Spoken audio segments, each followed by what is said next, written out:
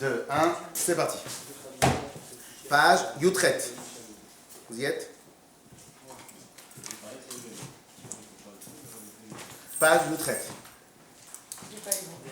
Très bien.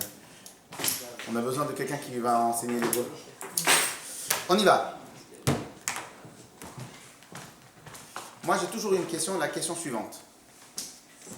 Comment on arrive à faire des mitzvot?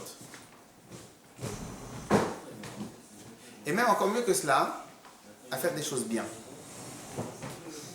J'explique. Si on réfléchit bien, on a combien de raisons de faire des avérotes? Énorme. Pas plein. On a toutes les raisons du monde. Combien on a de raisons de faire des mitzvot? On en a un peu moins. Et comment ça se fait? On en a. Mais la preuve, c'est qu'elles sont moins évidentes. Sinon, on en ferait tous que des mitzvot. Et comment fait-on, au final, pour faire des mitzvot? Ça, c'est question 1. Ça fait une prise d'otage. Oui. C'est le jour. Et ça, c'est un. Et je vais vous raconter pour cela une petite histoire du Rabbi Levi Yitzhak de Berdichov. Vous savez que le Rabbi Levi Yitzhak de Berdichov faisait partie des grands tzadikim, des grands élèves du Maggid de Mezrich. Donc il était contemporain au Admor HaZaken. Il était même le beau-père, c'est-à-dire que sa fille, la fille du Admor HaZaken, de Rabbi Shimon Zalman, s'est mariée avec le fils du Rabbi Levi Yitzhak de Berdichov.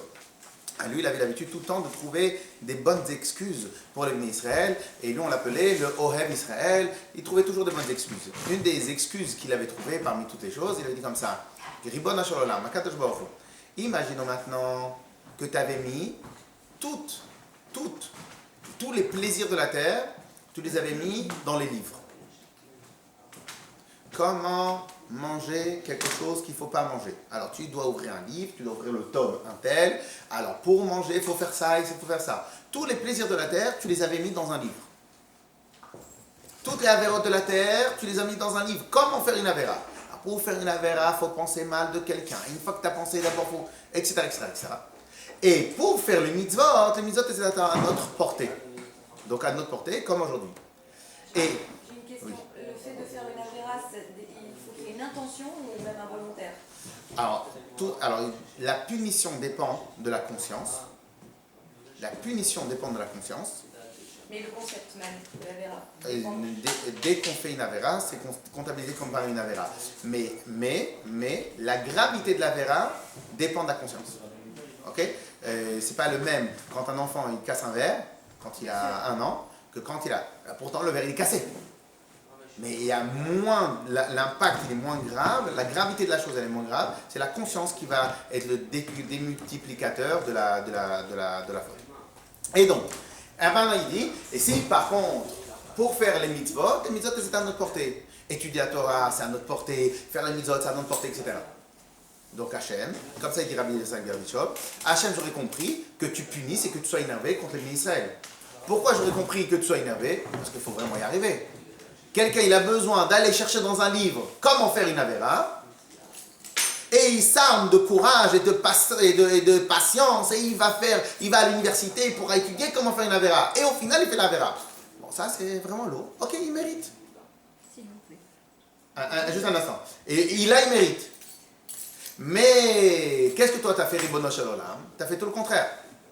Toutes les avérotes sont à nos portées. Le bon manger, les bons loisirs, parler sur les gens, penser mal, tout est à notre portée. Tu veux faire une mitzvah, tu dois aller chercher dans le livre, et comment tu fais ça? Et la Gemara, encore aujourd'hui, ça est plus ou moins facile, parce que c'est beaucoup de traductions françaises, mais tu étudies la Gemara, il faut aller à l'Yeshiva, il faut passer du temps, il faut se mettre à l'intérieur, il faut s'investir. Donc à Kadosh Baruch Hu, ça va, faut pas être si dur avec les ministères. Donc au final, cela veut dire quoi? Cela veut dire quoi? Qu'il y a une réalité qui est qu'il est plus difficile de faire des mitzvot que de faire des avérotes. Et moi, je me suis toujours posé la question, comment au final on fait pour faire des mitzvot? Et après, on va voir quel rapport avec le Ménoï. Oui. Avéra, c'est transgresser la volonté d'Hachem. Donc transgresser la volonté d'Hachem, ça peut être dans tous les domaines qui existent. Okay? Ça peut être depuis le fait de parler mal à quelqu'un, manger pas cachère, pas faire Yom Kippour, ou etc., etc., etc. Dès que Akadosh Baruch Hu, il a donné sa volonté claire que moi je veux qu'on fasse telle et telle mitzvah, Avera, c'est la traduction de Avera, c'est traverser. Traverser. Donc on a traversé la volonté d'Hachem pour passer contre sa volonté. Ok? Claire la question? Claire la question? Donc comment on fait? Alors maintenant, et pour le Benoni, est-ce que vous vous rappelez ce qu'on avait étudié sur le Benoni? On avait dit que chez le Tzaddik, qui est le juge final des actes? Qui est le patron chez le Tzaddik?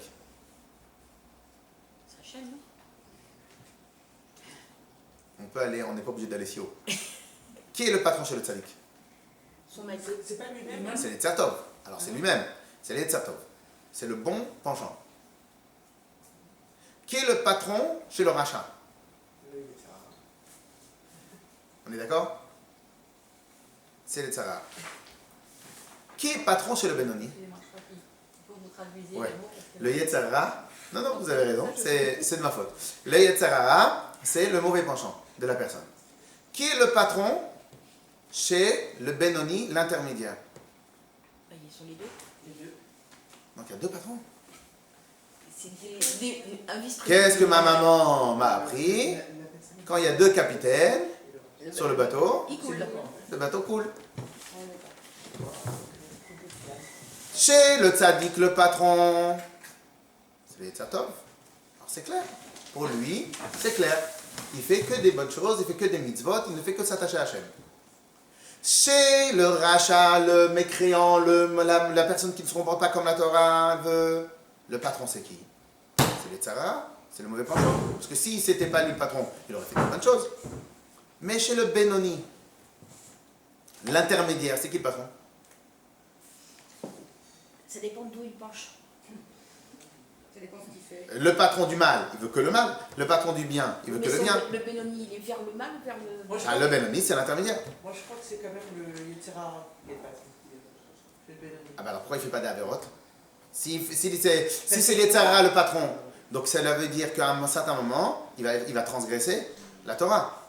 Donc s'il va transgresser la Torah, il va perdre son statut de Benoni d'intermédiaire, il va devenir un rachat. On avait dit que dans le Emet, c'est très compliqué le principe de, pas tiède, mais le principe de mélanger. Le Emet ne supporte pas le mélange.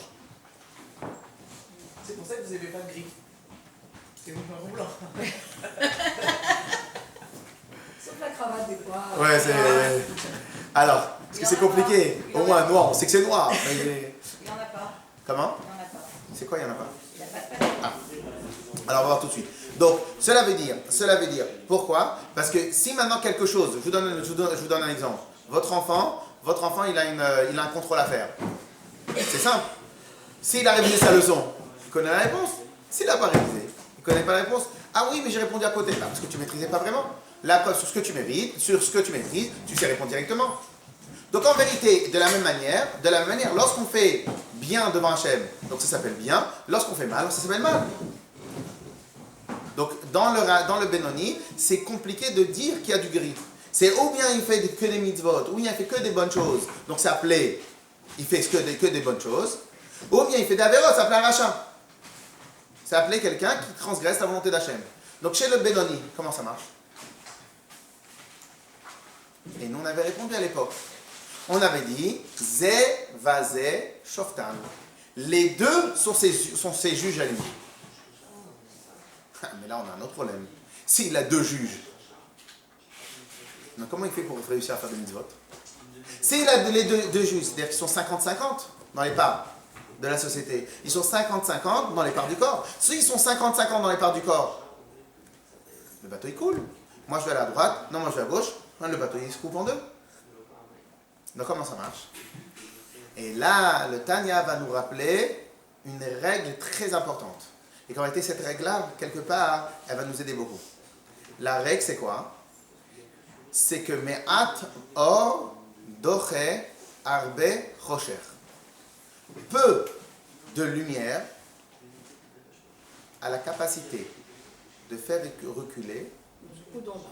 beaucoup d'obscurité. En d'autres termes, la partie lumière, sans le vouloir, elle va tellement prendre de place que même si dans les parts de la société ils sont à 50-50, il va toujours y avoir au final un plus dans le bien. Cette règle-là, quelque part, elle ne va pas être exclusive au Benoni. Cette règle-là, elle est quasiment pour toutes les personnes qui existent sur Terre. Une perte de quoi, même à l'envers? Même à l'inverse. C'est-à-dire? C'est-à-dire, même un tzaddik, s'il fait une faute, elle va être comptabilisée de façon énorme. Là, on ne parle pas de ça. Mais ça marche aussi dans l'autre sens. L'obscurité, là, de l'obscurité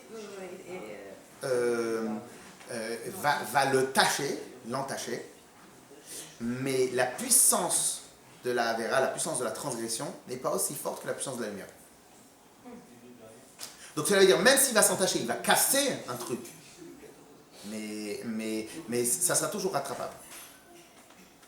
Avec un tout petit peu d'effort, ça sera toujours... Ah maintenant, mais moi je voulais juste insister sur cette faculté-là que la lumière est là, de faire du bien.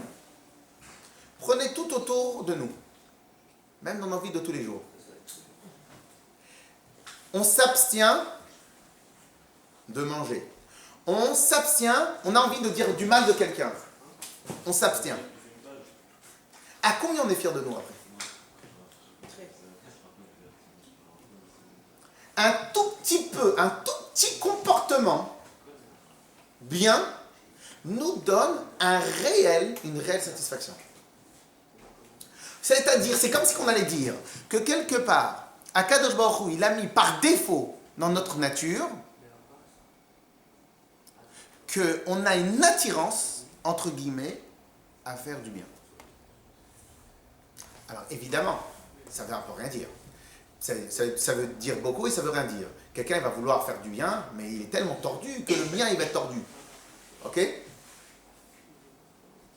À quelqu'un, un enfant qui fait pas ses devoirs, il va dire, ah, moi je veux te faire plaisir. Il va le sortir avec lui, il va le faire encore moins de devoirs. Alors qu'à ce moment-là, il faut être dur. Donc des fois, le bien, on ne sait pas l'exprimer. C'est différent, on ne sait pas l'exprimer.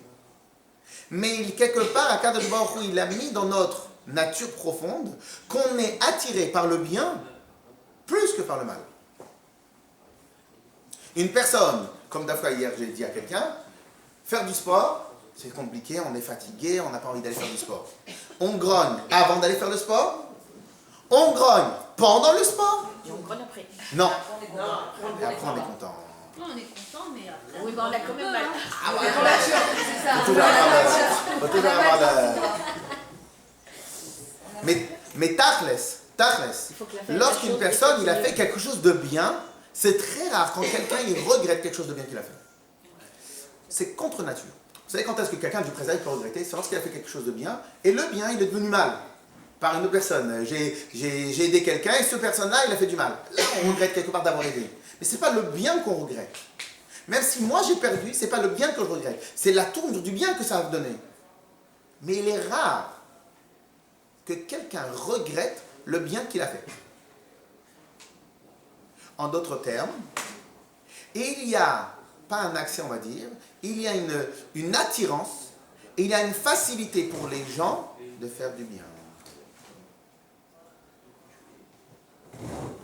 Et donc, par conséquent, si maintenant moi je mets le Benoni au même niveau,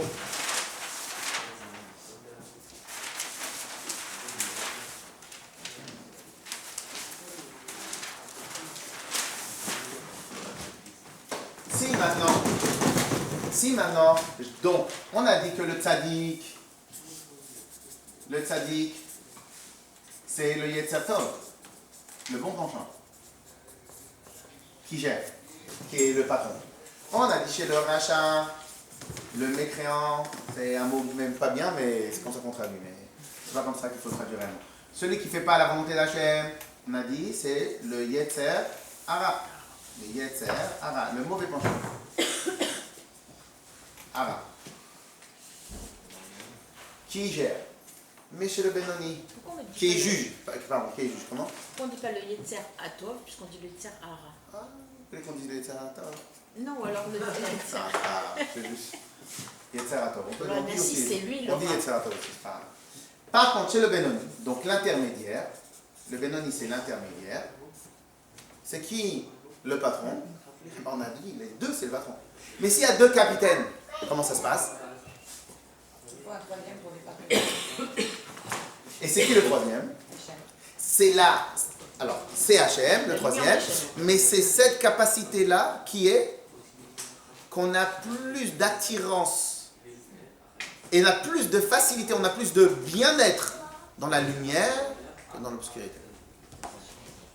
Et c'est juste cette attirance-là va déjà lui faciliter à tourner le penchant de son côté. C'est quoi? Donc c'est Yetzer, Yetzer Tov. Tov et Ra. On est d'accord? Alors comment il fait?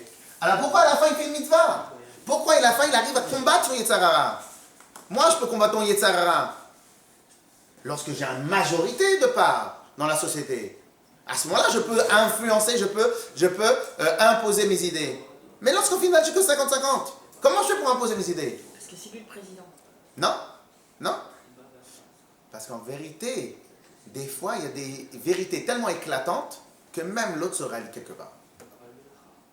Et c'est quoi la vérité éclatante? C'est parce que un peu de lumière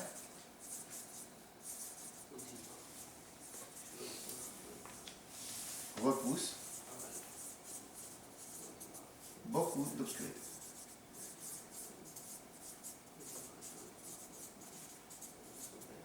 Et cette règle-là, elle est quasiment universelle pour tous les êtres humains qui existent sur Terre. Très souvent, les gens, ils sont méchants. Des fois, les gens, ils se comportent mal. Il suffit de leur montrer le chemin. Mais un chemin tout petit. Même des fois, elle est minuscule, la lumière qu'on va leur montrer. Il suffit de leur montrer un tout petit peu la lumière, un tout petit peu le chemin final.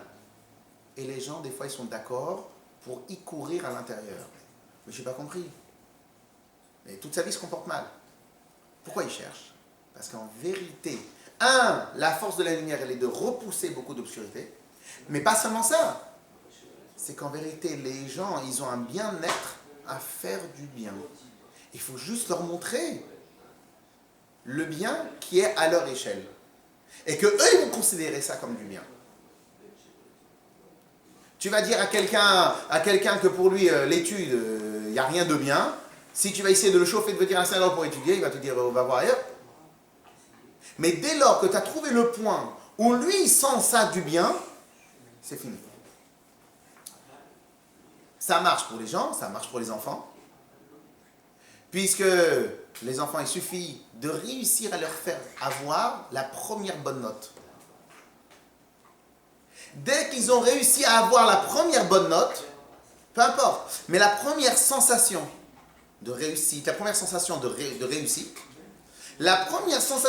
elle va leur donner un goût à la bouche qu'au final, ils vont vouloir retrouver tout ce bien-être-là. Le bien à mettre un bien-être. Point la ligne. Et nous, qu'est-ce qu'on essaye de faire toute la journée? De se battre avec eux pour ne pas qu'ils soient mal. Quand toi, tu te bats avec eux pour pas qu'ils soient mal, donne-leur le goût du bien. Le goût du bien, un plus grand goût que le fait de ne pas être mal. Non, je ne veux pas que tu aies des mauvaises notes. Donne-lui le goût d'avoir une bonne note, une fois.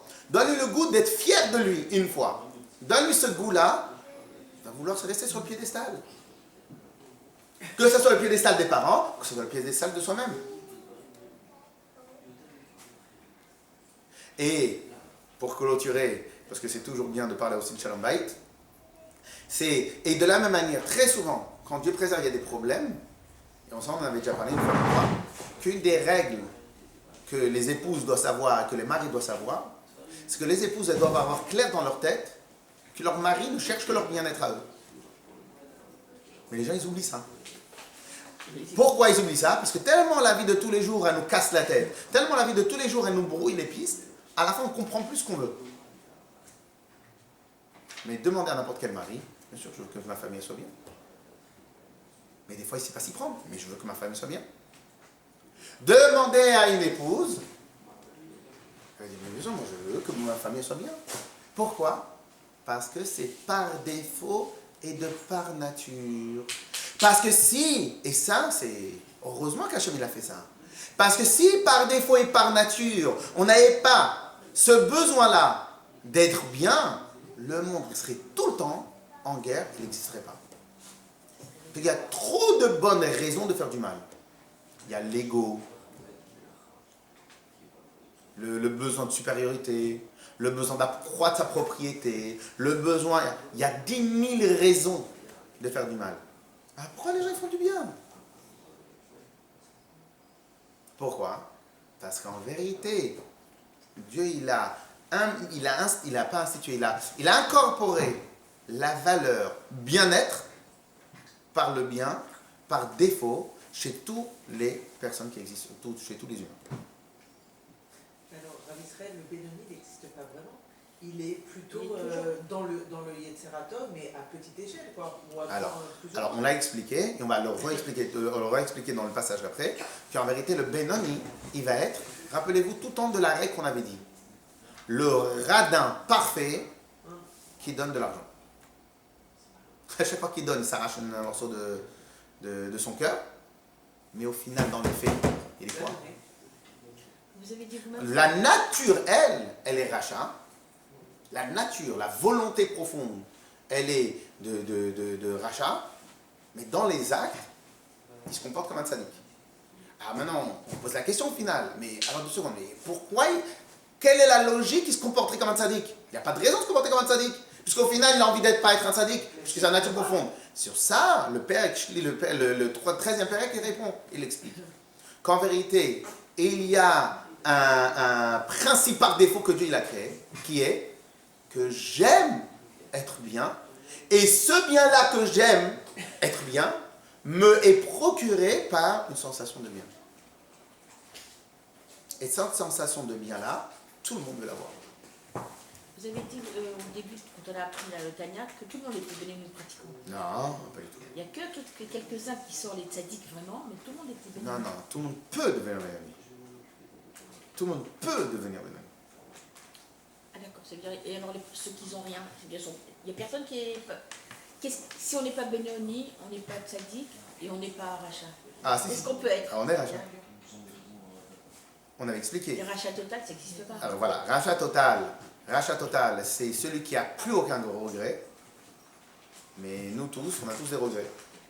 Donc par rapport à la fréquence des regrets, par rapport à la fréquence des bêtises qu'on fait, par rapport à la qualité des bêtises qu'on fait, à ce moment-là, on a appelé un rachat important ou un rachat moyen. Et même quelqu'un qui va faire, parce que le Benoni, on en parlera au fur et à mesure, le Benoni, l'intermédiaire qu'on a parlé, c'est un statut. C'est quoi un statut? C'est, je vous donne un exemple, je ne sais pas moi. Une fois, quelqu'un dans la Parnassa, il va se battre pendant beaucoup d'années pour avoir une moyenne.